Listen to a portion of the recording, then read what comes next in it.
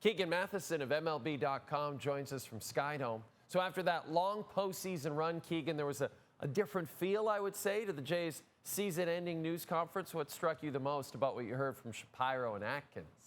Much more optimistic, much less morbid than some previous years where we've had to ask Ross Atkins and Mark Shapiro if people would be keeping their jobs, if major changes would be made. Now you're talking about momentum moving forward. And Mark Shapiro started today by expressing a lot of optimism for where this organization is headed. And when you look at the postseason success the Blue Jays just had, that's going to continue to help them through this winter. That could be financially. The Blue Jays and ownership certainly did not lose money through the playoff run. And it could also help them with the reputation of this team around baseball. So we're finally seeing the vision that Atkins and Shapiro had talked about for years. For years it had looked like they were going to take some time to get there. They finally have. Now the Blue Jays think that they can carry this forward. Now, Bo Bichette's future will be the dominant story of the Jays offseason. What is the latest that you're hearing on Bo? And how long, Keegan, do you expect this to drag out? Yeah, this will be the story of the winter. It was Vladdy a year ago, Shohei a couple of years ago.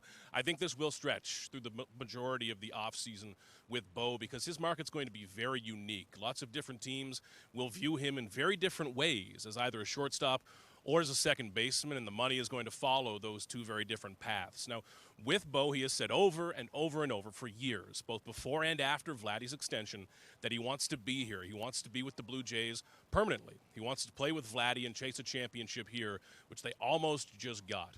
And when Bo speaks, you've got to listen to him. He does not talk just to hear his own voice, but sentimentality only can take you so far. The Blue Jays are not going to be able to undercut him or get a sale price on this whatsoever. The money needs to be there, but I think what the Blue Jays hold is a tiebreaker here. If they match the money, if they can present something to Bo that he likes, I think the willingness is there.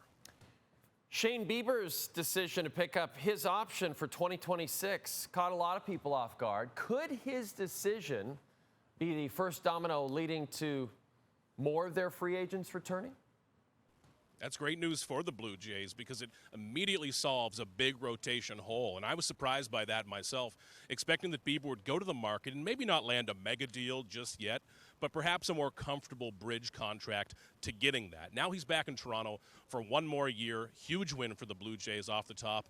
And when they look at the rest of their offseason, it may not be a run-it-back mentality, maybe not the same team as last year, but this frees up money and opportunity for them to go out and chase even bigger names. Their rotation with Bieber and Kevin Gausman as free agents after this year will need help. It will need another big name here eventually, and I think that is only going to be emboldened now after they have Bieber for this year. I think back to Robbie Ray on his one-year deal. I know a Cy Young award is a pretty lofty goal, but this is fantastic news for the Blue Jays and some welcome good news after how the World Series ended. In terms of this management group, Keegan, do you believe it's a foregone conclusion that the trio of Mark Shapiro, Ross Atkins, and John Schneider will lead this team, not just this season, but for years to come?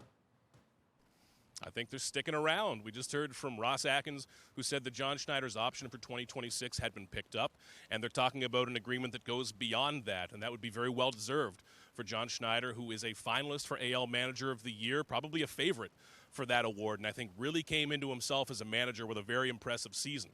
Now, Ross Atkins did not want to discuss his contract status. Same for Mark Shapiro. He said that he put that to the side through the postseason as not to be a distraction. No one really wants to talk about their own deal, which leaves them to talk about one another's. But what we do know is that John Schneider is going to be the man at the helm of this organization, and they've got the right manager leading them into at least 2026, but I'd expect beyond that. Keegan Matheson, great work as always. Now, go get some rest.